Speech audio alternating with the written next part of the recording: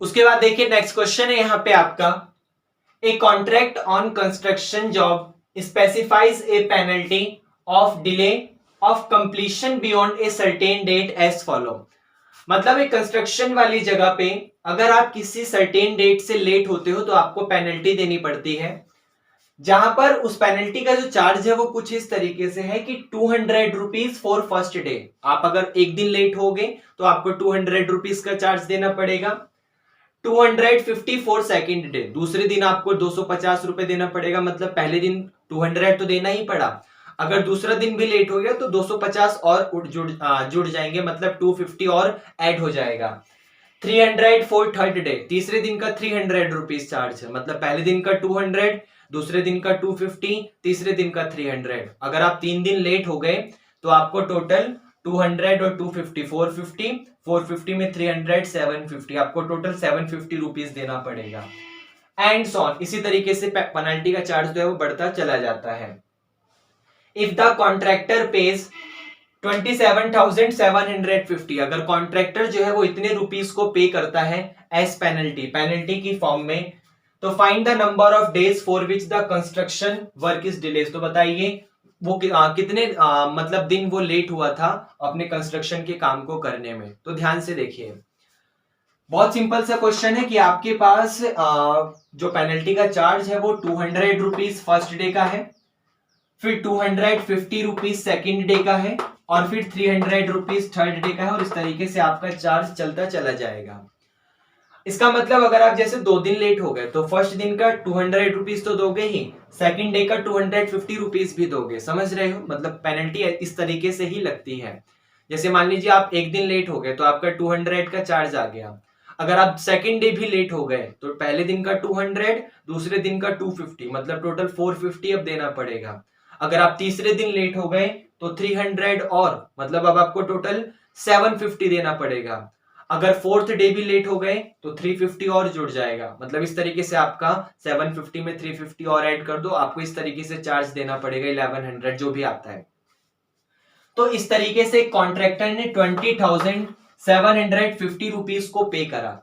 मतलब ऐसे कुछ डिजिट का सम करा होगा आपने, और आपका रिजल्ट कितना आ गया, आपका रिजल्ट आ गया 27,750। भाई आपने फर्स्ट डे ऐड करा होगा, आपने सेकंड डे ऐड करा होगा, आपने थर्ड डे ऐड करा होगा, आपने फोर्थ डे ऐड करा होगा। तो इस तरीके से कुछ डेज को ऐड करने के बाद आपका रिजल्ट आया 27,750। अब क्वेश्चन में आपसे पूछा है कि नंबर ऑफ डेज, मतलब एन निकालना है हमें। तो यहां पर ध्यान से देखिए, ये एपी बन रही है, क्यों? क्योंकि यहां पर इसकी फर्स्ट टर्म 200 है, कोई प्रॉब्लम नहीं, लेकिन डी आपका 50 है। आप देख सकते हैं हर एक डिजिट के लिए, हर एक टर्म्स के लिए 250 माइनस 200 करोगे, रिजल्ट आपका 50 आ जाएगा। तो आपका डी 50 है, ए 200 है, एस एन ये है, इसको सॉल्व करो। तो एस एन का फॉर्मूला क्या होता है, n/2। अब यहां पर आप L वाला फॉर्मूला नहीं लगा सकते, तो आपको लगाना पड़ेगा 2a प्लस n-1d, क्योंकि आपको यहां पर लास्ट टर्म नहीं पता। तो Sn आपका कितना है 7,750 इज इक्वल टू n नहीं पता डिवाइडेड बाई 2a, 2a का मतलब 200 टू जा 400 plus n-1 into D, D का मतलब आपका यहां पर 50 आ गया। अब 2 की मल्टीप्लाई करो तो 2 0 में 0, 2 5 जा 10 का 0 कैरी 1, 2 7 जा 14 और एक 15 का 5 कैरी 1, 2 7 जा 14 और एक 15 का 5 कैरी 1, 2 2 जा 4 और एक 5 इज इक्वल टू n के साथ इसकी मल्टीप्लाई करो 400 प्लस 50n माइनस का 50। अब 400 में से 50 को रिड्यूस करोगे तो 350 आएगा, मतलब 555 इज इक्वल टू n के साथ 350 plus 50n, 350 plus 50n, n के अंदर मल्टीप्लाई करो, n की 50n में करोगे तो 50n स्क्वायर, n की 350 में करोगे तो 350n, ये प्लस वाला इस तरफ आके माइनस, तो 55500 इज इक्वल टू 0।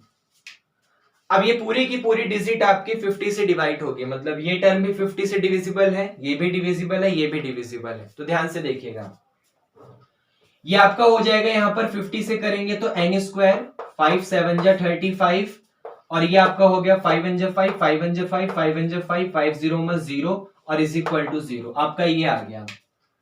अब 1110 के ऐसे फैक्टर करने हैं ताकि प्लस माइनस करने पर 7 आ जाए। 1110 के फैक्टर ध्यान से देखिएगा, पहले 2 से करेंगे तो 5 आएगा, फिर 2 से 5 आ जाएगा, फिर यहाँ पर 2 5 जा 10, 5 से करेंगे तो आपका 1 1 1, फिर ये 3 से कैंसिल हो जाएगा आई थिंक, तो 3 से हमें क्या मिलेगा, ये मिल जाएगा 3 3 जा 9 और 3 7 जा 21 और फिर फाइनली 37 1 जा 37। तो फैक्टर ध्यान से देखिएगा, 2 5 जा 10 10 3 जा 30 और 37, अगर 37 में से 30 गया तो 7 मिल जाएगा। मतलब इसको आप लिख सकते हैं n square plus 37n minus का 30n और माइनस का 1110 इज इक्वल टू 0। अगर आपने n कॉमन लिया, मैं यहां करता हूं,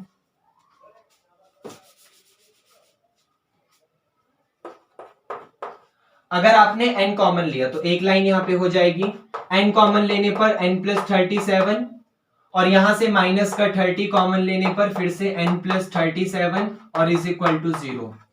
अब एक बार n प्लस 37 आएगा और एक बार ये वाला n माइनस 30 आएगा और इज इक्वल टू 0।